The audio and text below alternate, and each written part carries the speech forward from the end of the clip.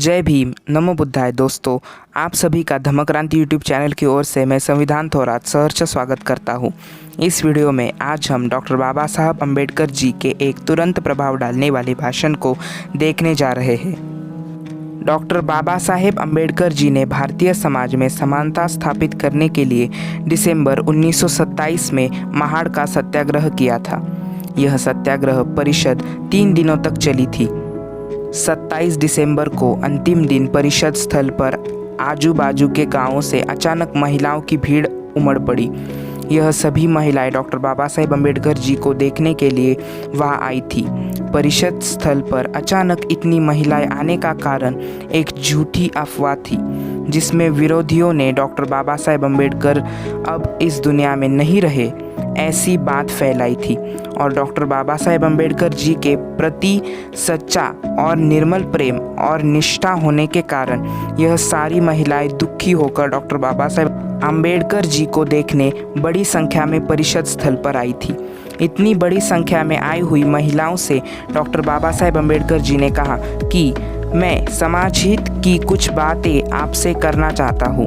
आप सब मिलकर परिषद के लिए उपस्थित रहे। दोपहर में सभी महिलाएं बड़ी संख्या में इकट्ठा होकर समारोह स्थल मंडप में आकर बैठ गई। तब डॉक्टर बाबा साहेब अम्बेडकर जी ने महिलाओं का मार्गदर्शन किया। इस मार्गदर्शन भाषण का और वक्तव्यों का इन महिलाओं पर कैसा तुरंत असर हुआ, यही आज हम देखने जा रहे हैं। तो देखते हैं तुरंत असर करने वाला डॉक्टर बाबा साहब अम्बेडकर जी का भाषण। अपने भाषण में डॉक्टर बाबा साहेब अम्बेडकर जी ने कहा, घर गृहस्थी की मुश्किलों को जिस तरह पुरुष और स्त्री मिलकर हल करते हैं, उसी तरह समाज की गृहस्थी की अड़चनें भी पुरुष और महिलाओं को मिलकर सुलझानी चाहिए। ब्राह्मण महिलाओं में जितना शील है, उतना शील आप में भी है। ब्राह्मण महिलाओं में जितना पतिव्रत्य है, उतना आप में भी है। और आपके पास जितना मनोधैर्य, स्वाभिमान, दृढ़ प्रतिज्ञता, हिम्मत और साहस है, उतना उनके पास नहीं है। आप प्रतिज्ञा करें कि हम ऐसी कलंक भरी स्थिति में नहीं जिएंगे। पुरुषों ने जिस तरह समाजोन्नति करने का निश्चय किया है, उसी प्रकार का निश्चय आप भी करें। आपको अपनी बेटियों को शिक्षा देनी होगी, उन्हें पढ़ाना होगा। ज्ञान और विद्या केवल पुरुषों के लिए ही नहीं है, महिलाओं के लिए भी वे ज़रूरी है। जो बोओगे वही पाओगे। इस बात को ध्यान में रखते हुए आप अगर अपनी अगली पीढ़ी में सुधार लाना चाहते हैं, तो लड़कियों को शिक्षा से वंचित न रखें।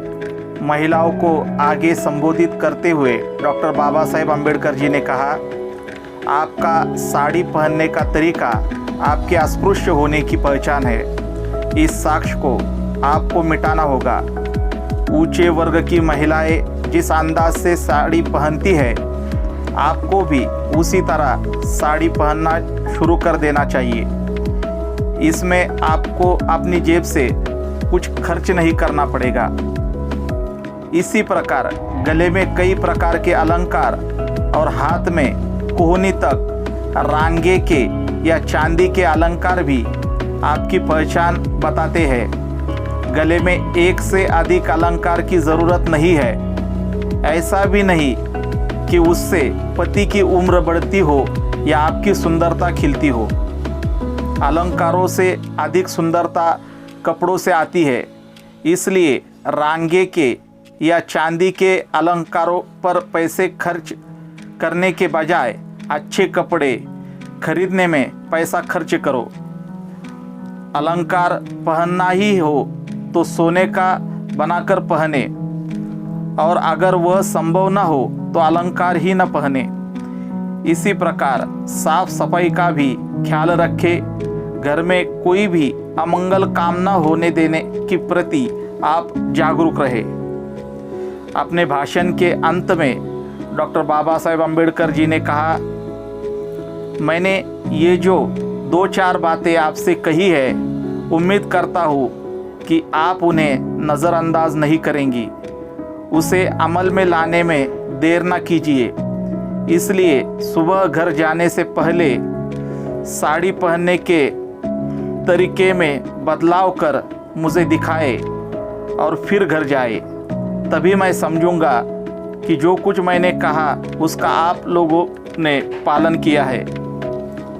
डॉक्टर बाबा साहेब अम्बेडकर जी का यह प्रेरणादायी भाषण खत्म होते ही वहाँ इकट्ठा महिलाओं में से विठाबाई नामक एक महिला ने महिलाओं की तरफ से उन्हें आश्वासन दिया कि सभी महिलाएं उनकी कही बातों पर अमल करेगी।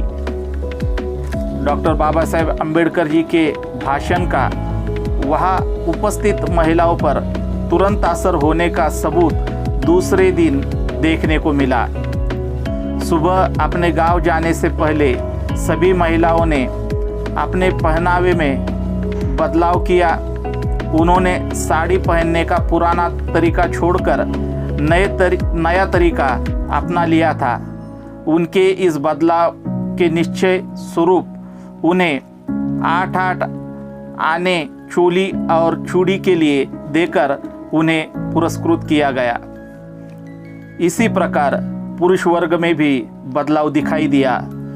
उन्होंने भी हाथ और कान आदि में से असभ्यता दर्शक गहनों और जेवरों को तुरंत उतार कर उन्हें त्याग दिया। डॉक्टर बाबा साहेब अम्बेडकर जी के इस प्रेरणादायी भाषण का प्रभाव उस समय के लोगों पर तुरंत देखने को मिलता है। इससे यह समझ में आता है कि महापुरुषों के भाषणों का और उनके वचनों का सभी पर तुरंत और कल्याणकारी परिणाम होता है। दोस्तों, अगर आपको हमारा यह वीडियो पसंद आया हो तो हमारे इस वीडियो को लाइक कीजिए और शेयर कीजिए और हमारे चैनल को सब्सक्राइब कीजिए। हमारा यह वीडियो देखने के लिए आपका बहुत बहुत धन्यवाद। जय भीम, नमो बुद्धाय।